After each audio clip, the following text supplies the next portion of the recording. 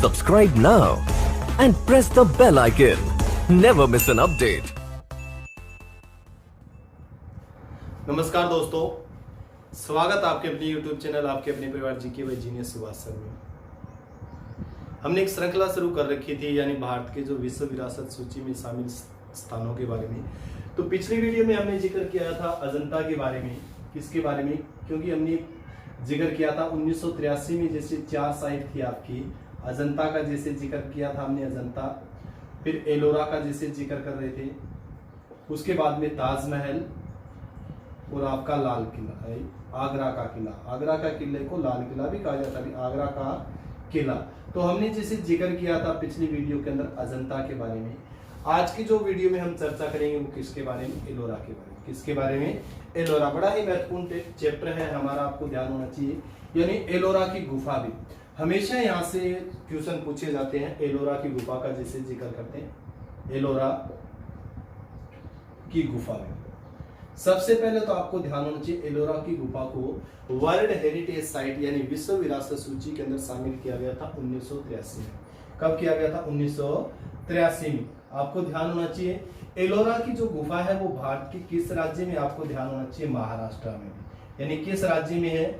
महाराष्ट्र में। और महाराष्ट्र में जिक्र करोगे आप औरंगाबाद, ठीक है भाई, औरंगाबाद। आपको ध्यान होना चाहिए औरंगाबाद जो है, जिसमें अजंता का भी मैंने जिक्र किया अभी। अजंता की गुफाएं भी किस जिले के अंदर है? महाराष्ट्र, औरंगाबाद में है। और एलोरा की गुफा का भी हम जिक्र करते हैं तो आपकी एलोरा की गुफा भी औरंगाबाद, यानी औरंगाबाद से 30 किलोमीटर दूर भी। कितने किलोमीटर दूर है? औरंगाबाद से 30 किलोमीटर दूर है। और दौलताबाद आपने सुना होगा, दौलताबाद भी, दौलताबाद यानी दौलताबाद जो मोहम्मद बिन तुगलक की राजधानी रही है। मोहम्मद बिन तुगलक मध्यकालीन भारत का एक राजा है तुगलक। तुगलक की जो राजधानी रही है, राजधानी दौलताबाद, इस दौलताबाद से 11 किलोमीटर दूर है। कितने किलोमीटर दूर? आपका 11 किलोमीटर। ये चीज भी आपको क्लियर होना चाहिए, बहुत इंपॉर्टेंट क्वेश्चन है, ठीक है भी, ये चीज ध्यान हो। यानी एलोरा 1983 महाराष्ट्र, औरंगाबाद, और 30 किलोमीटर दूर है औरंगाबाद से। ये चीज आपको क्लियर होना चाहिए। इसके बाद में एलोरा की जो गुफा है वो 3 धर्मों से संबंधित है। अजंता की हम पढ़ते थे भी, अजंता की जो गुफा है वो सिर्फ और सिर्फ किस धर्म से संबंधित है? आपकी बौद्ध धर्म से। जबकि एलोरा में 34 गुफाएं मिली है। कितनी गुफाएं मिली? आपको ध्यान होना चाहिए, 34 गुफाएं मिली हैं। ये 34 गुफा जो है आपकी, ये बौद्ध धर्म से संबंधित भी है, बौद्ध धर्म से, जैन धर्म से और सनातन यानी हिंदू धर्म से भी। क्या है आपका? हिंदू धर्म से। यानी तीनों धर्मों से संबंधित जो गुफाएं हैं वो कहां पर आपको ध्यान होना चाहिए? वो आपकी एलोरा के अंदर है। एलोरा में कितनी गुफाएं मिली? आपको ध्यान होना चाहिए 34 गुफाएं मिली हैं। और 34 गुफाएं आपको ध्यान होना चाहिए 3 धर्मों से संबंधित है, जिसमें से जैन का भी जिक्र कर सकते हैं, बौद्ध का भी जिक्र कर सकते हैं और हिंदू धर्म का भी जिक्र कर सकते हैं। जबकि अजंता की जो 30 की 30 गुफाएं वो किस धर्म से संबंधित थी? आपकी बौद्ध धर्म से संबंधित थी। अब जैसे जिक्र करते हैं आपको ध्यान होना चाहिए, बौद्ध धर्म से जैसे जिक्र करोगे 1 से लेके 12 तक में, यानी 12 गुफाएं जो ये है, 1 से लेके 12 गुफा जो आपकी है वो किस धर्म से संबंधित है? आपकी बौद्ध धर्म से संबंधित है। मैं एलोरा की गुफा का जैसे जिक्र कर रहा हूं तो एलोरा की 1 से लेके 12 तक जो गुफाएं हैं वो कौन किस धर्म से संबंधित? आपकी बौद्ध धर्म से संबंधित है। और आपको ध्यान होना चाहिए 13 से लेके 29 तक में, 13 से 29 तक 17 जो गुफाएं आपकी है ये किससे? हिंदू धर्म से संबंधित है। और 30 से लेके 34 तक भी, 30 से 34 तक ये 5 जो गुफाएं आपकी हैं ये किस धर्म से संबंधित है? आपकी जैन धर्म से। 34 गुफाएं मिली है, अलग अलग धर्मों से संबंधित ये आपको वो गुफाएं हैं। क्योंकि धार्मिक सहिष्णुता का हमें एग्जाम्पल, अगर सबसे बढ़िया एग्जाम्पल कहीं देखने को मिलता है तो कहां पर मिलता है? एलोरा के अंदर। धार्मिक सहिष्णुता मतलब सभी धर्मों का समावेश हमें कहीं देखने को मिलता है तो कहां पर मिलता है? एलोरा की गुफाओं में। एलोरा की गुफाओं में आपको ध्यान होना चाहिए कितनी गुफाएं हैं? 34 गुफाएं 3 धर्मों से संबंधित है, जिसमें से 1 से लेके 12 बौद्ध तक और 13 से लेके हम जैसे 29 तक हम जिक्र करते हैं हिंदू, और आपकी 30 से लेके 34 तक 5 गुफाएं हैं जैन धर्म से। ये चीज आपको क्लियर होना चाहिए। बहुत बार ये क्वेश्चन पूछा गया है, पूछ लेते हैं इस तरीके से। जैसे 10 नंबर जो गुफा है एलोरा की वो किस धर्म से संबंधित आपको ध्यान होना चाहिए। बहुत अगर ये जानकारी आपको है ना भी ये पूरी की पूरी अगर आपको जानकारी है तो आप बता सकते हो भी कौन सी गुफा किस धर्म से संबंधित है, सबसे ज्यादा किस धर्म से है और सबसे कम किस धर्म से।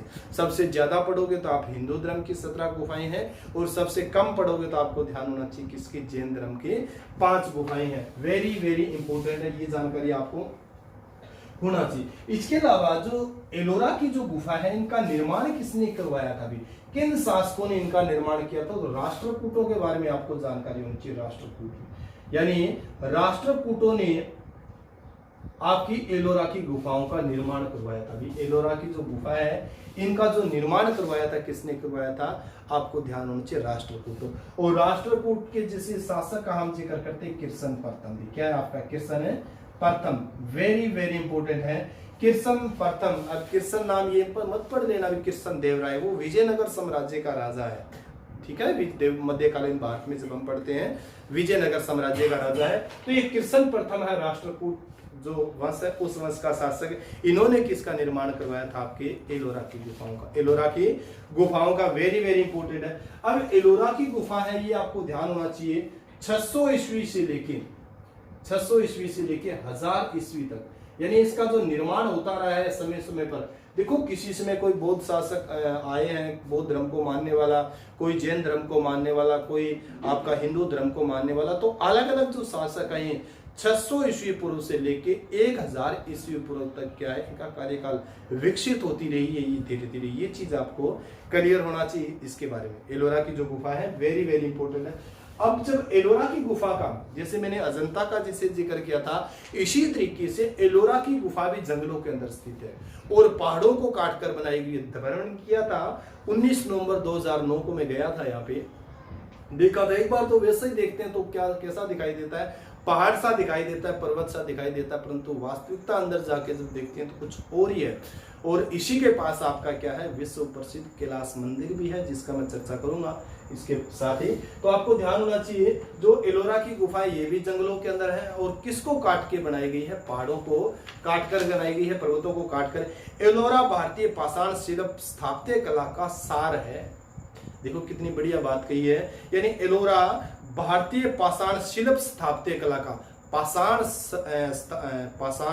शिल्प स्थापत्य यानी पहाड़ों को काटकर जो बनाई हुई आकृतियां हैं, जो गुफाएं हैं, उसका क्या है, ये सार है, ठीक है भी। ये जो देखने को मिलती है और 3 धर्मों से संबंधित, जैसे मैंने बताई थी, एलोरा की गुफा के अंदर ऊपर आप देखने जाओगे ऊपर से एक झरना भी आ रहा है और उस झरने से आपको ध्यान होना चाहिए, उसको सीता की नाहनी कहा जाता है। वहां पर किस नाम से जाना जाता है, एक झरना पर गिरता है, ऊपर से पानी आ रहा है, नीचे गिर रहा है, तो उसको सीता की नाहनी के रूप में भी जाना जाता है। बहुत इंपॉर्टेंट है। जैसे मैंने जिक्र किया था धार्मिक सहिष्णुता के भी यहाँ पर एग्जाम्पल हमें देखने को मिलते हैं, क्योंकि तीनों धर्मों की क्या यहाँ से गुफाएं हैं। इसके अलावा आपकी चीज आपको क्लियर होना चाहिए, गुफा नंबर 32 जो है, यानी एलोरा की गुफा नंबर 32, गुफा नंबर जो आपकी 32 है, उसके पास आपको ध्यान होना चाहिए ज्वालामुखी उद्गार के लिए, ज्वालामुखी उद्गार के प्रमाण भी मिलते हैं, यानी ज्वालामुखी उद्गार के यानी छिद्र भी हमें देखने को मिलते हैं।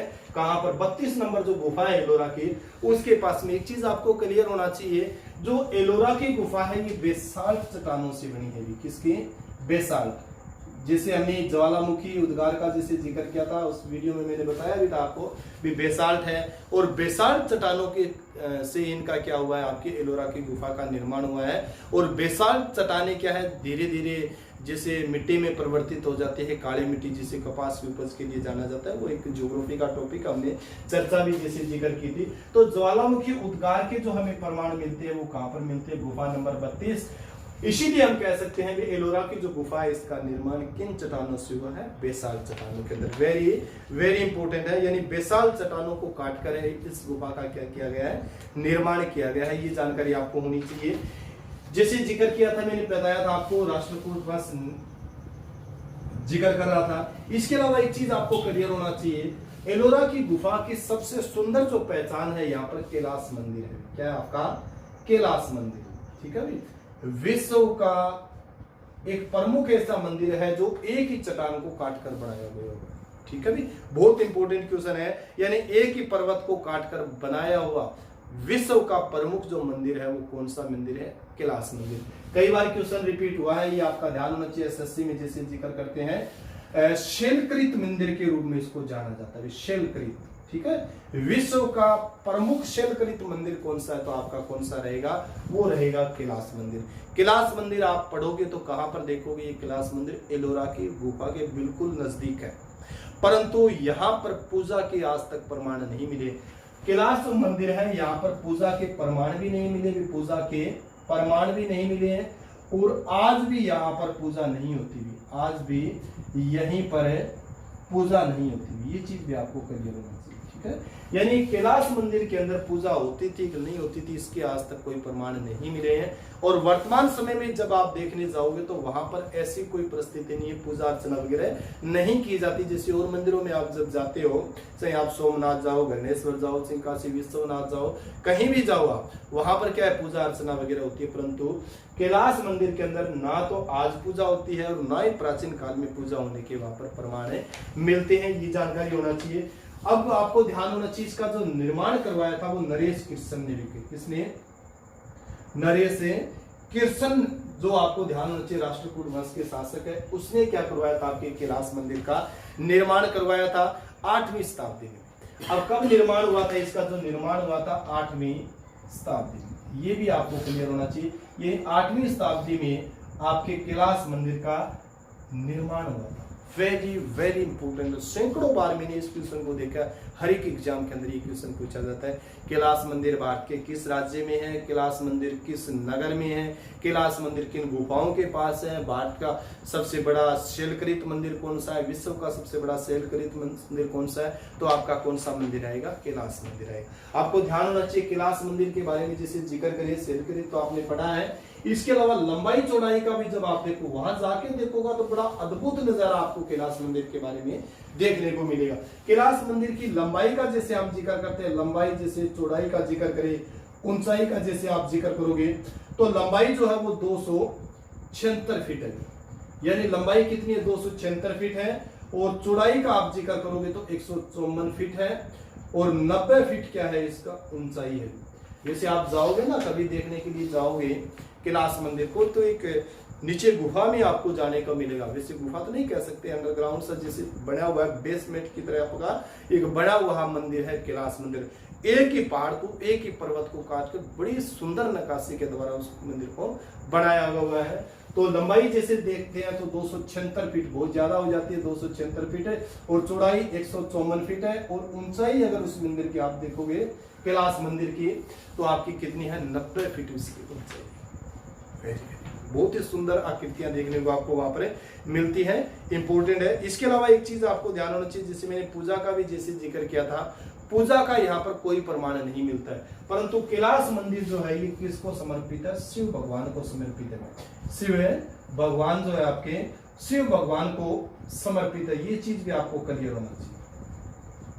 यानी किसको समर्पित है? ये जो कैलाश मंदिर आपको शिव को समर्पित है, परंतु पूजा ना आज होती है ना प्राचीन काल में भी यहाँ पूजा के हमें प्रमाण मिलते हैं। वेरी वेरी इंपोर्टेंट है।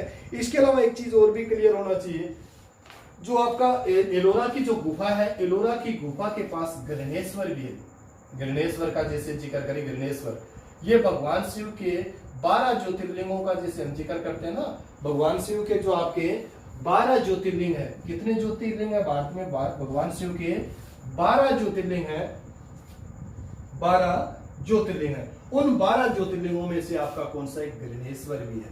यानी एलोरा जब भी आप कभी जाओगे तो आप गणेश्वर भी देखने की जरूर जाओगे, ठीक है भाई। यानी एलोरा की जो गुफा है महाराष्ट्र औरंगाबाद में, उसी के पास आपका कैलाश मंदिर है। नरेश कृष्ण ने जो बनाया था, राष्ट्रकूट वंश का जो शासक था उसने। इसी के अलावा आपको ध्यान होना चाहिए, यहीं पर आपका गणेश्वर है, भगवान शिव का एक ज्योतिर्लिंग है, 12वां ज्योतिर्लिंग है। जैसे आप पढ़ते हो ना केदारनाथ जैसे पढ़ते हो, इसके अलावा जैसे नागेश्वर पढ़ते हो, सोमेश्वर जो पढ़ते हो, ओंकारेश्वर पढ़ते हो, महाकालेश्वर पढ़ते हो, गणेश्वर पढ़ते हो, त्र्यंबकेश्वर पढ़ते हो, भीमाशंकर जैसे पढ़ते हो, वेदनाथ पढ़ते हो, मल्लिकार्जुन पढ़ते हो, आप रामेश्वरम पढ़ते हो, इसी तरीके से काशी विश्वनाथ पढ़ते हो। इसी तरीके से आपका क्या है कि ज्योतिर्लिंग है जिसका नाम क्या है? गणेश्वर ज्योतिर्लिंग है। 12वां ज्योतिर्लिंग भगवान शिव का। ये चीज आपको क्लियर होना चाहिए। जैसे जिक्र करते हैं इस चीज के बारे में, इंपॉर्टेंट है क्वेश्चन, बहुत बार ये क्वेश्चन में रिपीट हुआ है। एक चीज आपको क्लियर होना चाहिए, अब घृणेश्वर मंदिर का जिसे निर्माण का हम जिक्र करें, इसका निर्माण किसने किया हुआ था, तो अहिल्याबाई होलकर ने। अहिल्याबाई होलकर, होलकर वंश की एक शासक रही है। खासकर इंदौर का जब हम जिक्र करते हैं, किसका जिक्र करोगे आप, है इंदौर। इंदौर मध्य प्रदेश जो है, इंदौर की शासिका रही, आपको ध्यान होना चाहिए, अहिल्याबाई होलकर। और अहिल्याबाई होलकर ने घृणेश्वर का निर्माण करवाया था। नासिक कभी आप घूमने जाओ तो नासिक में एक काला राम मंदिर भी है, काला राम मंदिर है। डॉक्टर बाबा साहब भीमराव अंबेडकर ने सबसे पहले, जिसे प्राचीन काल का हम जिक्र करते हैं, पहले का जब हम जिक्र करें तो उस समय जो सुधर जो लोग हैं उनको क्या है मंदिरों में प्रवेश नहीं करने दिया जाता। तो सबसे पहले जो प्रवेश करवाया था वो काला राम मंदिर के अंदर करवाया था, जो शहद और चूने से बना हुआ है। तो काला राम मंदिर भी जो आपका है वो किससे बना हुआ है, किसने बनाया था, वो भी आपका अहिल्याबाई होलकर ने। और गणेश्वर जो मंदिर है वो मंदिर भी किसने बनाया था, अहिल्याबाई होलकर, इंदौर की शासिका थी। ये भी आपको ध्यान होना चाहिए। बहुत बड़ी एक गौ भक्त के रूप में भी अहिल्याबाई होलकर को आप जानते हो, ठीक है भी। तो ये चीज आपको पढ़ना चाहिए। भारतीय के प्रमुख शासिका के रूप में भी उसको जाना जाता है। भारतीय इतिहास में जब हम पढ़ते हैं ना, प्रथम मुस्लिम जो शासिका थी वो तो रजिया सुल्तान थी। रजिया सुल्तान के बाद में चांद बीबी का जैसे जिक्र करते हैं, इसी तरीके से भारतीय इतिहास में एक रूरल मतलब महिला शासिका के रूप में अहिल्याबाई होलकर का नाम भी बड़ी सुनहरी अक्षरों में लिया जाता है, सुनहरी अक्षरों में उसका नाम है वर्णित है। ये चीज भी आपको क्लियर होना चाहिए। तो बड़ा महत्वपूर्ण जो आपका टॉपिक था जिसके बारे में जैसे जिक्र कर रहे थे गणेश्वर, तो ठीक है, ये चीज भी आप क्लियर करो। दौलताबाद जैसे मैंने बताया था ना, ये दौलताबाद, तो दौलताबाद से एलोरा भी आपकी 11 किलोमीटर है। और गणेश्वर का भी जब आप जिक्र करोगे तो गणेश्वर भी कितने किलोमीटर आपका, 11 किलोमीटर। तो आज हम जिक्र कर रहे थे थोड़ा सा किसके बारे में, एलोरा की गुफा के बारे में। तो एलोरा की गुफा से किस तरीके से जो क्वेश्चन आपके क्रिएट होते हैं, ये थोड़ा सा आपको ध्यान होना चाहिए। मैं बता देता हूँ 2-4 आपके क्वेश्चन। एक तो वर्ल्ड हेरिटेज साइट के रूप में इसको कब अधिकृत किया गया था, यानी एक क्वेश्चन तो क्या है, 1983 में इसको वर्ल्ड हेरिटेज साइट के रूप में अधिकृत किया गया था, एक क्वेश्चन। दूसरा क्वेश्चन कैलाश मंदिर है, इसके पास क्या है, कैलाश है मंदिर है। तीसरा जो क्वेश्चन क्या है आपका, जैसे जिक्र करोगे आप, गणेश्वर मंदिर है, गणेश्वर मंदिर है यहाँ पर, ये जिक्र करोगे। किसके नजदीक है आपका, औरंगाबाद के नजदीक है, औरंगाबाद के नजदीक है। इसके बाद में एक चीज और भी क्लियर आता है, तीनों धर्मों का ठीक है, 3 धर्मों से संबंधित क्या मिलती है यहाँ पर, गुफाएं मिलती हैं। कितनी गुफाएं आपको ध्यान होना चाहिए, तो गुफा यहाँ पर कितनी है, 34 गुफा है, जिसमें से 12 गुफा आपके बौद्ध धर्म से संबंधित है, 17 गुफा आपके हिंदू धर्म से संबंधित है और 5 गुफा आपकी जैन धर्म से संबंधित। इस तरीके से क्या है आपके क्वेश्चन पूछे जाते हैं। Very well. इसके अलावा एक चीज आपको क्लियर होना चाहिए, अजंता की गुफा गुप्त शासकों ने बनाई थी, जबकि एलोरा की गुफा किन शासकों ने बनाई थी, राष्ट्रकूटों से। सभी बच्चे है ना, एक कॉपी पेन लेके आप कंपैरिजन भी कर सकते हो, तुलना भी कर सकते हो। 5-5, 6-6, 7-7, 8-8 क्वेश्चन है, बढ़ा भी सकते हो। एक तरफ आप अजंता लिख सकते हो, आप एलोरा लिख सकते हो।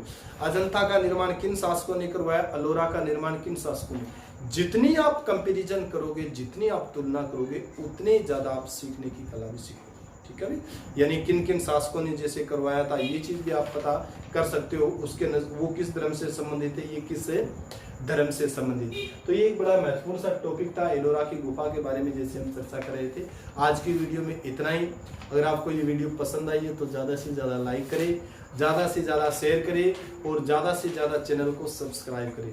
इसी के साथ सभी बच्चों को जय हिंद, जय भारत।